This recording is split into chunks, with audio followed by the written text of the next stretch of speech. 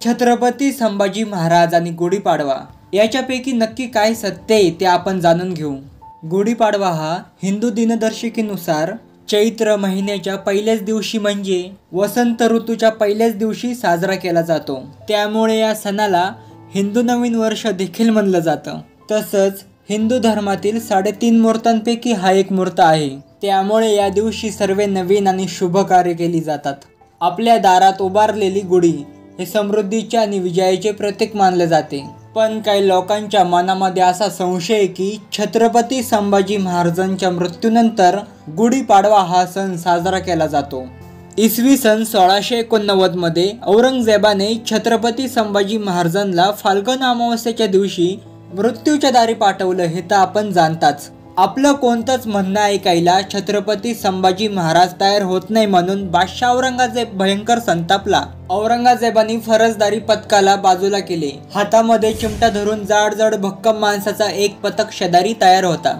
तेवढ्यात बादशाह औरंगजेबने त्यांना इशारा केला। त्या पथकामधले काही जण पुढे आले। त्यांनी छत्रपती संभाजी महाराजांना खांबाला घट्ट बांधून ठेवले। तेवढ्याच वेळामध्ये बादशाह औरंगजेबच्या सांगण्यावर 2 बलदंड शरीराचे माणसं पुढे सरकले। त्यापैकी एकाने छत्रपती संभाजी महाराजांच्या पाठीच्या मणक्यात जोरात एक चिमटा घुसवला आणि दुसऱ्याने तर शंभूराजाची मान वर केली। त्या मानेतच जोरात कसकाटून चिमटा घुसवला आणि त्या दोन्ही राक्षसांना अजून जोर चढावा त्याच्यामुळे जोर जोरात तंबूत असे वाजू लागले। ते दोन्ही राक्षस दिन दिन म्हणत छत्रपती संभाजी महाराजांच्या बेंबीच्या देठापर्यंत तो चिमटा जोरानं ओढू लागले। जेवढ्या जोरानं तो चिमटा ओढत होते तेवढ्याच वेगानं छत्रपती संभाजी महाराजांच्या अंगातून रक्ताच्या चिळकांड्या जोरानं चरकन उडत होत्या। ते दोन्ही चिमटे काढले गेले। त्या दोन्ही राक्षसांनी परत छत्रपती संभाजी महाराजांच्या वाकड्या अंगात ते चिमटे जोराने घुसवले। परत ताकदीने खालपर्यंत खेचू लागले। जेवढ्या जोरात ते चिमटे खेचत होते तेवढ्याच वेगानं छत्रपती संभाजी महाराजांच्या अंगाचं कातड सोलल्या जात होतं। पण महाराज घट्ट दाताला दात लावून त्या वेदना सहन करत होत्या। राजांच्या अंगाची कातडी फाटू लागली, पोटातली आतडी तुटू लागली। त्या दोघांच्या हातावर महाराजांचं रक्त नदीवानी वाहत होतं। राजांना खूप त्रास होत होता तरी छत्रपती संभाजी महाराजांनी सर्व वेदना सहन केल्या। त्यांचं बकऱ्यावानी सोललेला देह बघून औरंगजेब खदाखदा हसायला लागला। संभाजी महाराजांचं जिवंत अंग सोलून ते दोन्ही हैवान बाजूला झाले। तेवढ्यात औरंगजेबनी फरसदारी पथकामधून 5 राक्षसांना इशारा केला। औरंगजेबच्या इशाऱ्यावरच ते 5च्या 5 जण शंभूराजावर तुटून पडले।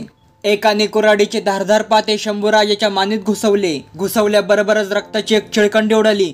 संभाजी महाराजांची मुंडी अर्धी झाली। त्या पाठोपाठ एक राजांच्या मानेवर जोरदार घाव बसला आणि महाराजांचे शिर धडापासून वेगळे झाले। औरंगजेबासमोर राजांची मुंडी त्या राक्षसांनी उचलली। मुंडी हातात घेऊन औरंगजेबाच्या हातामध्ये सोपवली। संभाजी महाराजांची मुंडी रक्ताने भरलेली होती। ती बादशाह औरंगजेबने हातात घेतली। तो मुंडीकडे एकटक बघत बसला। त्यांनी संभाजी महाराजांच्या शिरावरून अलगद हात फिरवला। त्याच्या दुसऱ्याच दिवशी हिंदूंचा नवीन वर्षाचा गुढीपाडवा हा सण होता आणि औरंगजेबाने संभाजी महाराजांचं मुंडकं एका बांबूला लटकून गावोगावी फिरवलं। कारण हिंदूंनी नवीन वर्ष साजरा करू नये त्यामागे औरंगजेबाचा हेतू होता। बाकी संभाजी महाराजांचा आणि गुढीपाडव्याच्या दिवशी उभारलेल्या गुढीचा काहीच संबंध येत नाही।